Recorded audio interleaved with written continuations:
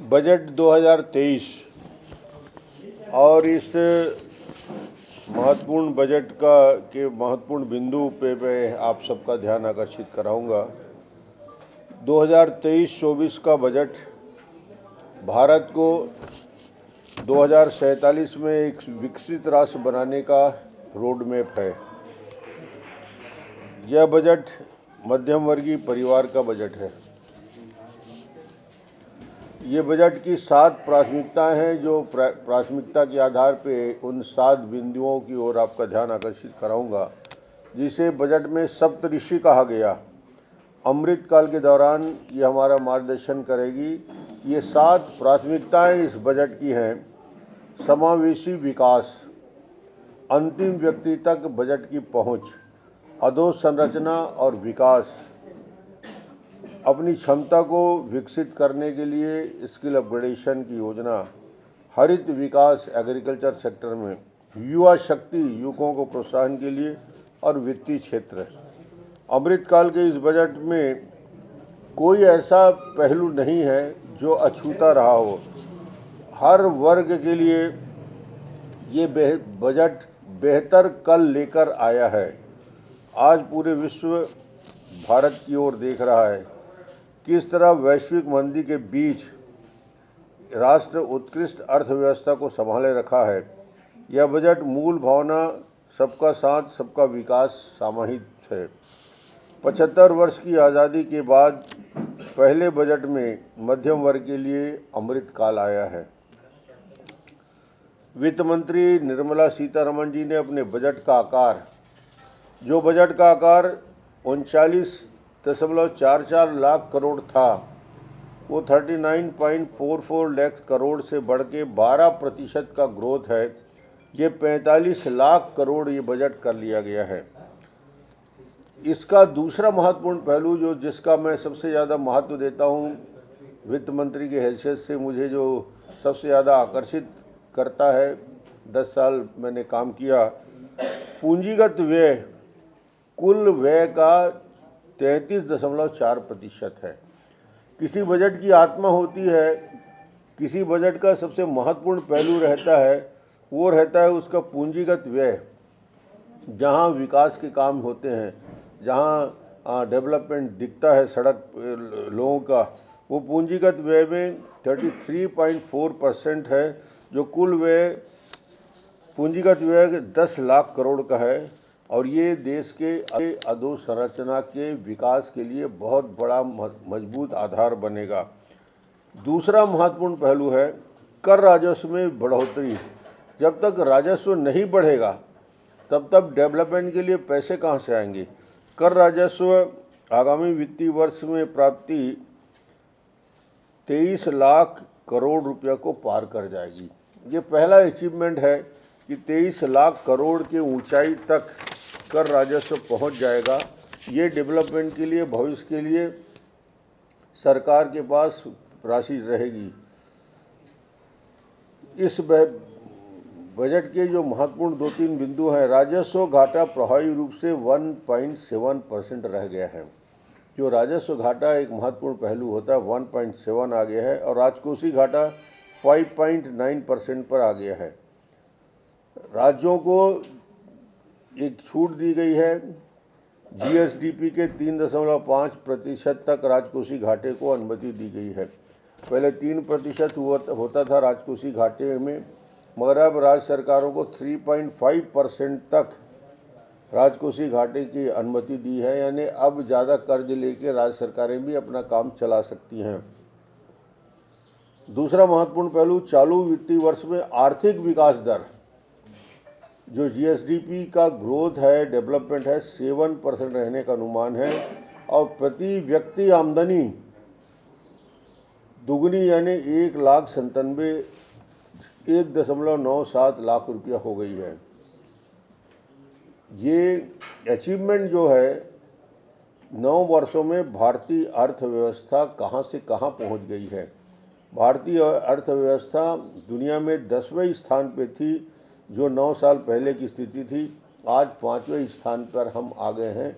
तो ये इम्प्रूवमेंट जो दिख रहा है, भारत की इकोनॉमी में, भारत की अर्थव्यवस्था में जो 10वें स्थान से ग्रोथ करते करते हम 5वें स्थान में पहुंच गए हैं, तो एक महत्वपूर्ण इम्प्रूवमेंट है। और आर्थिक सर्वेक्षण में देश की जीएसडीपी की दर 6% से ज़्यादा माना है, जो दुनिया में सर्वाधिक है। आप आश्चर्य करेंगे कि दुनिया के सारे डेवलप विकसित राज्य जैसे चीन, अमेरिका, यूके, रूस, इसको पछाड़ कर जीडीपी का ग्रोथ हमारा 6.4 के करीब पहुंच गया है। तो दुनिया की सबसे मजबूत इकोनॉमी आज की तारीख में कह सकते हैं कि ये जो ग्रोथ हमारा है वो अपने आप में महत्वपूर्ण है। सबसे बड़ी घोषणा जो इस बजट का की सबसे महत्वपूर्ण हिस्सा है, 7 लाख तक की कमाई करने वाले लोगों को कोई टैक्स दे नहीं होगा। ये जो 5 लाख से बढ़ा के सीधा 7 लाख मध्यम वर्गीय परिवार को और जो वेतन भोगी परिवार है उनके लिए बड़ी छूट है कि 7 लाख तक के होगा। इसके अलावा टैक्स स्लैब में संख्या में कमी की गई है। अब 6 से घटकर 5 स्लैब ही रहेंगे। कुल 9 लाख रुपया तक की कमाई करने पर 45,000 रुपया का ही टैक्स दे होगा। आयकर के स्लैब इस प्रकार है: 0 to 3, 3 लाख तक 0%, 3 से 6 5%, 6 से 9 10%, 9 से 12 15%, 12 से 15 20%। और दूसरा जो सर्वाधिक टैक्स रेट जो पहले 42.5% था, उसको घटा के 39% हो गया है। तो हाईएस्ट जो टैक्स का स्लैब था वो भी कम हुआ है। सरचार्ज भी 37 से 25% में आया है। वरिष्ठ नागरिकों के लिए 15 लाख की लिमिट को बढ़ाकर 30 लाख करने का महत्वपूर्ण ऐलान किया गया है। वरिष्ठ नागरिकों को 15 लाख से बढ़ा के 30 लाख की लिमिट में ला गया। महिला सम्मान बचत पत्र योजना का ऐलान बजट में किया गया है। महिला सम्मान पत्र में इस स्कीम में महिलाएं 2 साल में 2 लाख रुपया का निवेश कर सकेंगी। यह जमा पर टैक्स की छूट रहेगी और 7.5% का रिटर्न भी मिलेगा। तो महिलाओं के लिए एक महत्वपूर्ण योजना इस स्कीम में लागू किया गया है। एक महत्वपूर्ण बिंदु जो छत्तीसगढ़ जैसे राज्य जिसमें प्रभावित होता है, पीएम आवास योजना का आवंटन 66%, 66% प्रधानमंत्री आवास योजना में वृद्धि कर दी गई है। 79,000 करोड़ की योजना है, जिसमें छत्तीसगढ़ को 1 रुपया भी नहीं मिलेगा, क्योंकि प्रधानमंत्री आवास योजना का काम पूरी तरीके से छत्तीसगढ़ सरकार ने बंद करके रखा है। इतनी बड़ी योजना जहां 66% ज़्यादा लोगों को आवास मिलता या मिलेगा देश भर में, अकेला छत्तीसगढ़ अछूता रहेगा। ये भूपेश सरकार के पूरे 4 साल की सबसे बड़ी असफलता है।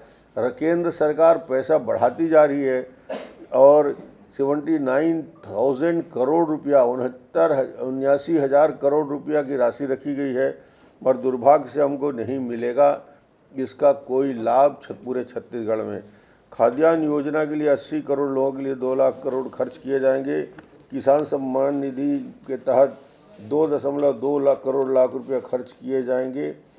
एग्रो स्टार्टअप के लिए कृषि वर्धन योजना स्थापित किया जाएगा।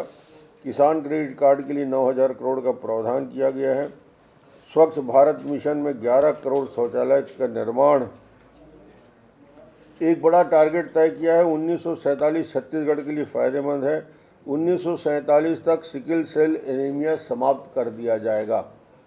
तो ये सिकल सेल एनीमिया का प्रॉब्लम छत्तीसगढ़ में है, उसके लिए प्रोजेक्ट बना के काम करेंगे।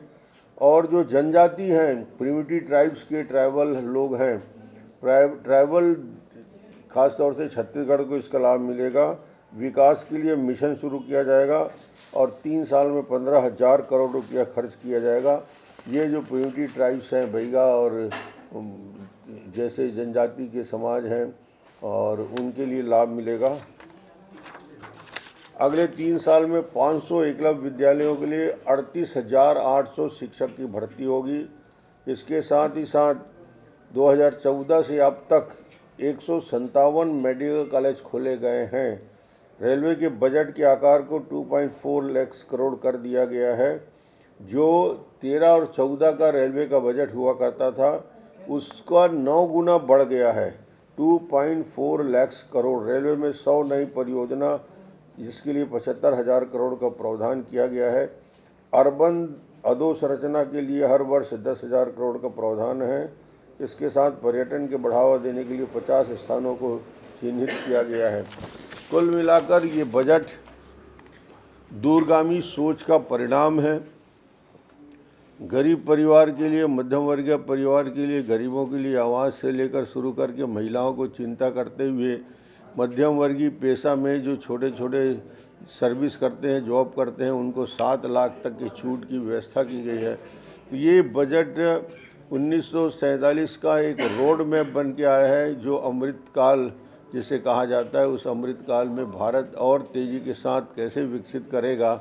इस बजट की सबसे बड़ी बात यही है कि ये सर्वग्राही और सर्वस्पर्शी बजट के रूप में है और मध्यम वर्गीय परिवार का ही बजट है। लेटेस्ट न्यूज के लिए सब्सक्राइब करें और न्यूज अपडेट्स के लिए बेल आइकन पर क्लिक करें।